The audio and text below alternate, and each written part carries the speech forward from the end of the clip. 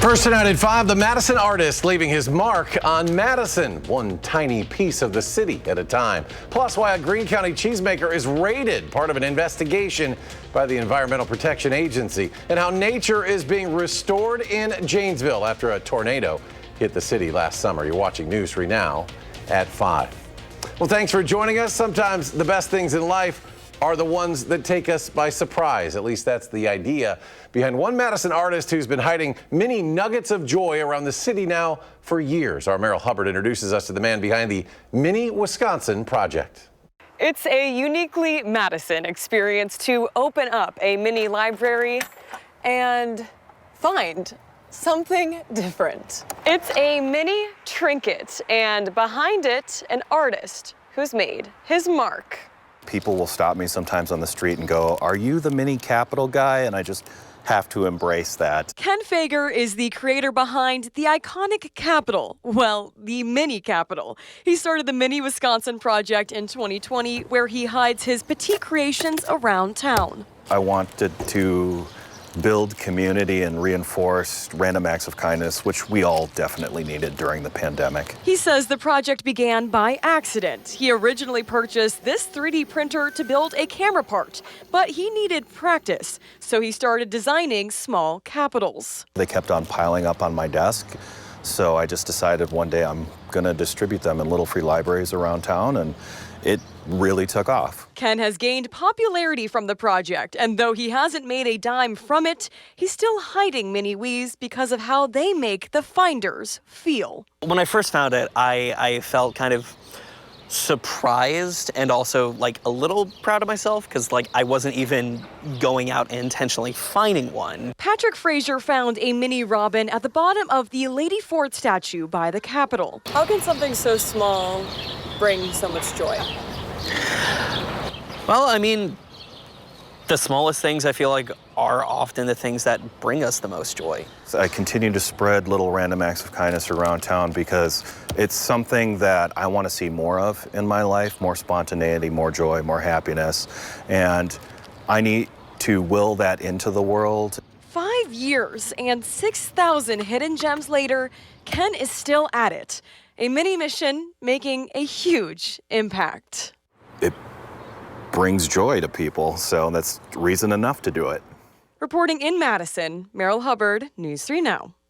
The Mini Wisconsin project is sustained by donations. You can find more information about Ken and his project at channel3000.com. Bit of a rainy, gloomy one out there today. Here's Chief Meteorologist Alex Harrington on the weather patio. A peek at the forecast. Yeah, and a peek at the gloominess out here right now. No sun, a bit of a breeze out here, cloudy skies, a couple of raindrops from time to time, and that's what we said would verify today across southern Wisconsin. Let's take a look at Radar 3000 right now to show you where are those rain showers. They're really consolidated north and east of I-94 now, up towards our friends up towards Green Bay and the Fond du Lac area. Now, on and off today, we had some scattered showers across really all of the WISC viewing area, but much of those showers have now pushed off towards the north and towards the east, putting future track into motion, pivoting a couple more isolated showers as we go through the evening into the overnight hours, but many places are going to stay completely dry now through the rest of the evening. But we do have more shower chances in the forecast after a little bit of patchy fog tonight, a slight chance of a shower Thursday afternoon, Friday afternoon, and Saturday afternoon. And then coming up in Maine weather, I want to show you just how warm and how humid next week might be, and if we have more storm chances to go along with that. All right, Alex, thank you. A cheese plant in Monticello is under federal investigation after EPA agents executed a search warrant this morning. Agents were seen carrying large coolers out of the Sabrosura Foods facility as they gathered evidence tied to alleged environmental violations. EPA Special Agent Allison Landsman said there's no immediate threat to public safety, but confirmed authorities had probable cause to believe a crime had occurred. No arrests were made. The EPA is still determining the scope of any environmental harm. A Madison man charged in a 2022 shooting that paralyzed one teen and injured another pleaded guilty to 2 counts of armed robbery. 23-year-old Avion Vaccaro pleaded guilty in court today as a result of the August 2022 shooting. It happened on the city's northeast side outside of McDonald's on Dryden Drive as Vaccaro, along with 22-year-old Jamari Mundy, tried robbing 2 teens sitting in their vehicle, permanently injuring one. We're all aware that the victim, who's a quadriplegic because of this, is probably not going to live a long life. and the potential for a completed homicide charge when he is no longer alive is still out there for both defendants. Prosecutors are recommending 10 years of initial confinement, 5 years of extended supervision. Sentencing is scheduled for August 1st. Today at the Capitol, lawmakers considered Gale's Law. The bipartisan bill eliminates patient cost sharing for breast cancer screenings for women at increased risk. It would also get rid of cost sharing for diagnostic breast cancer screenings for women with abnormalities. The bill is named after Gail Zemer, who died of breast cancer back in 2016. Today, we heard from her daughter, who said Gail never missed a mammogram and only received her diagnosis after an additional ultrasound, one she paid for out of pocket. While my family is blessed to be able to afford these out-of-pocket costs, my mom knew that this would be considered a luxury for many. She also knew how terrifying that statement was. Personal health should never be considered a luxury. Over half of the U.S. states have already enacted similar laws. Madison police are investigating after a man showed up at a hospital with a gunshot wound. The 42-year-old man said it happened at Penn Park while he was walking toward his car. He told officers he was approached by two men and that one pulled out a weapon. The man says he was shot while trying to wrestle the gun away. No arrests have been made. The man is expected to recover. Madison Area Crime Stoppers is asking for anyone with information to contact them. And police are still searching for 53-year-old Vince Hildestad.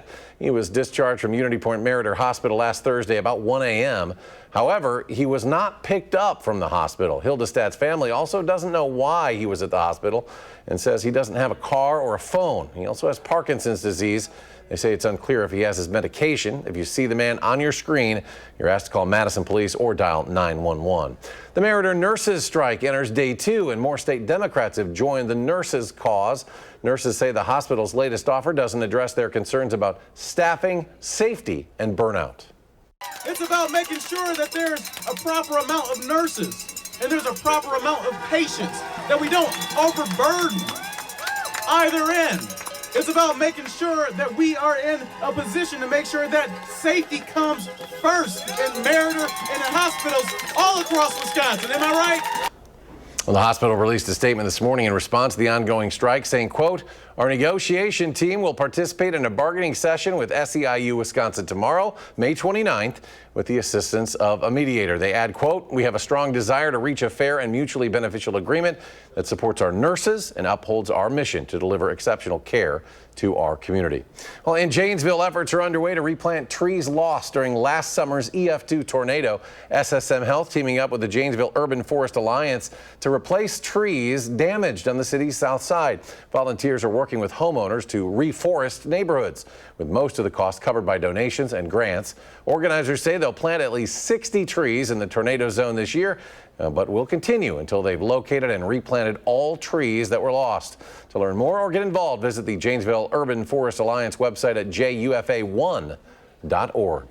Well, Habitat for Humanity of Dane County launching a new home repair program to help our local veterans, backed by funding from the Home Depot Foundation. The program offers critical repairs, including roofing, plumbing, and accessibility upgrades to improve safety and comfort. It's aimed at low to moderate income veteran homeowners across Dane County. Volunteers will complete the work. Habitat for Humanity says the program will help veterans stay in their homes safely and with dignity. Applications are now open, but the funds are limited. Well, if you're heading to Lake Michigan this weekend, local authorities are urging some caution. The U.S. Coast Guard says 3 military flares like these are missing somewhere in the water, possibly along the shoreline. They were lost during a search and rescue training exercise about 20 miles off the coast of Milwaukee. Each flare is a silver cylinder, as you saw, about 15 to 18 inches long and can burn at 2,900 degrees. One of the 4 missing flares already washed up at Montrose Beach down in Chicago. The other 3 may still be floating out in the lake or could end up along the Wisconsin shoreline. The quarterfinals have wrapped up in the Scripps National Spelling Bee. 243 spellers started yesterday in the Maryland competition. Now just 35 remain. The winner of the competition will win $50,000. 2 Wisconsin students sponsored by the Wisconsin State Journal started in the Bee, but just 1 remains, and that leads us to a correction. This story from yesterday, 12-year-old Ethan Robert is from New Berlin, not from Madison. Today, Ethan did pass through 2 rounds in the quarterfinals, correctly spelling adobo and metonym, as well as identifying an albatross or large seabird in the vocabulary round. The semifinals are at 7 o'clock tonight on Ion TV. Well, let's take a live look right now at a Lambeau Field that's under the raindrops. The Packers fans, well, it's time to mark your calendars. Family night at Lambeau Field has now been set for August 2nd. The gates will open at 5:30 p.m. It's now in its 24th year. The event will feature a full practice, some giveaways, music, fireworks, and of course a game-like atmosphere. Tickets will go on sale Monday, June 16th and must be purchased digitally. Training camp kicks off a week earlier on July 23rd. Well, despite some rainy weather today, it'll be warmer this weekend, and the city of Fitchburg says the McKee Farms Park splash pad will be open tomorrow, just in time for some 80-degree weather. Hours are 10 a.m. to 8 p.m. And in Monona, the community pool there officially opens this Saturday. Pool staff say they'll be introducing an early morning lap swim, offering 2 lanes from 6 to 7, expanded Aqua Zumba, updated open swim hours, and also a new night swim as well. A rainy, cool Wednesday, as we mentioned. Your forecast is going to map out the weather as we wrap up the month of May, and an update on the escapees from a New Orleans jail as the search for the 2 remaining inmates returns and now reaches a 12th day. Markets closed lower in Wednesday trading. The Dow falling 245 points. The Nasdaq loses 98. S&P 500 down 33. We'll be right back.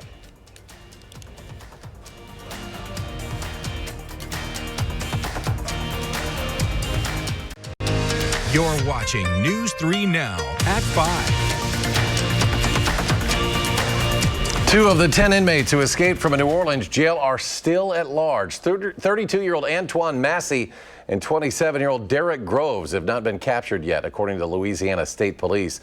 They, along with 10 others, broke out of the Orleans Parish Prison May 16th by tearing through a toilet, scaling a wall.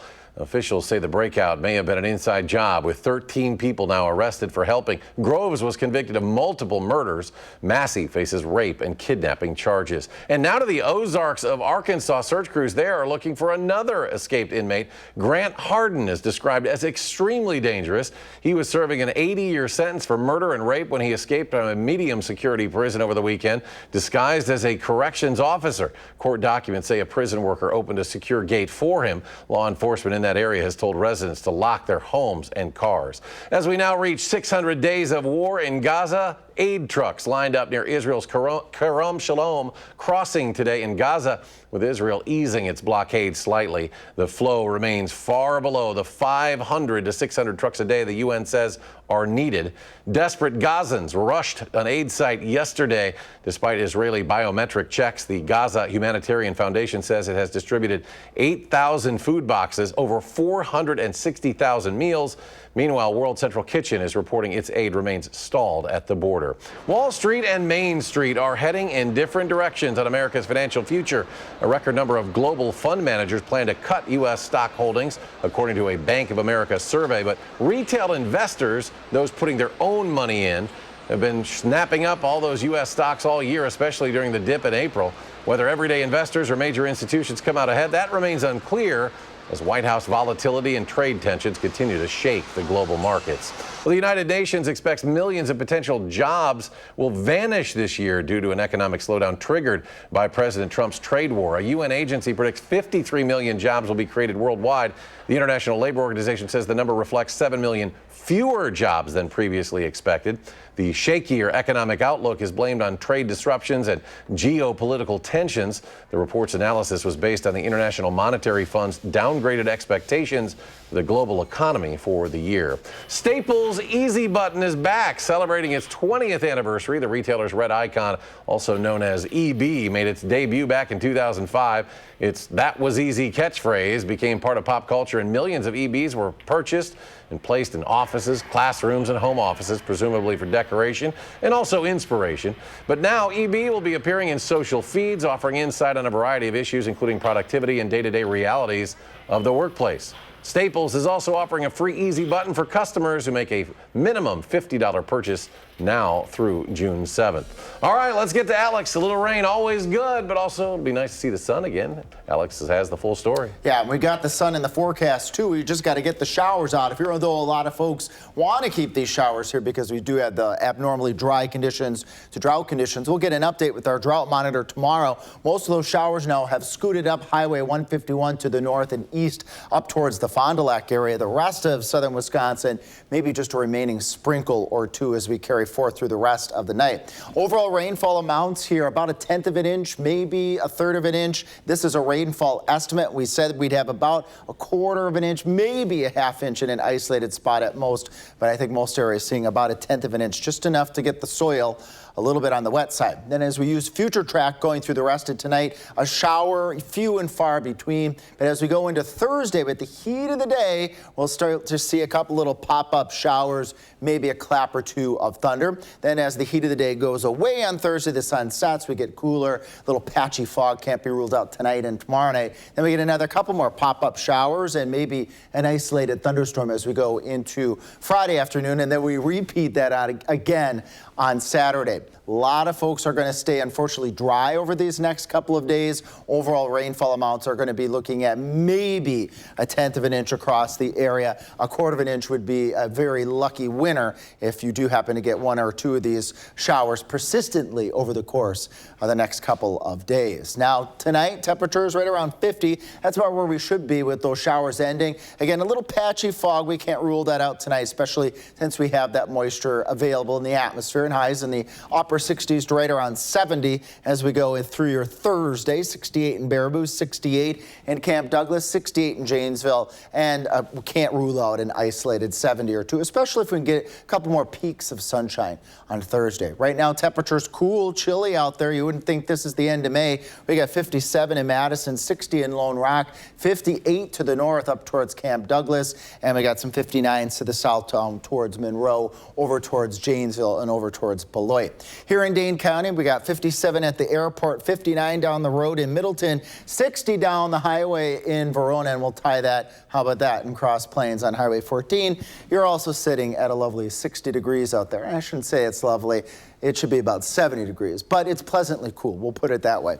Clouds, an isolated sprinkle this evening. Temperatures sliding through the 50s. I think overnight lows, again, will be right around the 50-degree mark with those showers eventually on the end. So repeat here, patchy fog tonight. As a recap, and the 3 things you need to know, a slight chance of a shower or a thunderstorm as we go into Thursday afternoon, Friday afternoon, and then next week turning much warmer and more humid. Highs well into the 80s, lows in the 60s to near 70. The ACs will probably be humming, and we're going to keep an eye on that period.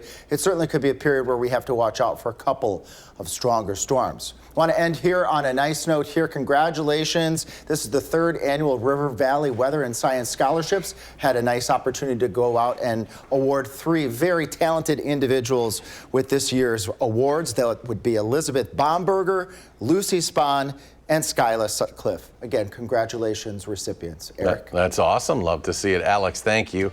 Just ahead, how a YouTuber, a Mr. Beast contestant, beat Giannis for $100 grand and gave it all the way to charity. That's next at 5.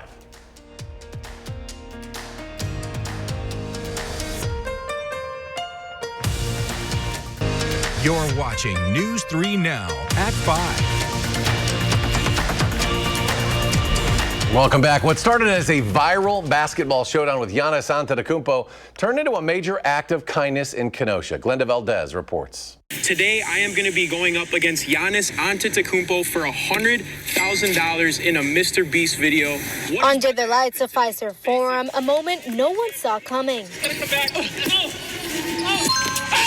Kenosha-born YouTuber Tristan Jazz, who made his name doing trick shots and ball handling skills, took on NBA champ Giannis Antetokounmpo and won a $100,000 Mr. Beast challenge in front of a global YouTube audience. But what happened next turned the game into something much bigger. After winning the $100,000, we kind of decided, like, yo, we're gonna give this all away. I want to actually give 10,000 of that to the Shalom Center. A surprise donation for a place that's helped thousands in Kenosha. Tristan, we want to say thank you. I mean, just the how fun it was in the way that he was able to acquire the money, and then to turn around and think of us right away was just fantastic and surprising and wonderful. The Shalom Center in Kenosha offers food, shelter, and hope to families facing hard times. Esther says this gift isn't just generous. Morris, it's deeply personal. This is something that's important to him, and he has actually volunteered here as well. So we are really, really appreciative that he continues to think of us and sees the need that we have in the community and gives back to his own community, which is just wonderful and beautiful. Tristan grew up not far from the center. Now with millions of followers, he says coming back to help others was never a question. You know, I love giving back. I love doing things for the community, and you know, Kenosha made me who I am today, so I just love giving back whenever I get the opportunities. And we're back with a final check of your First Warn forecast after a short break.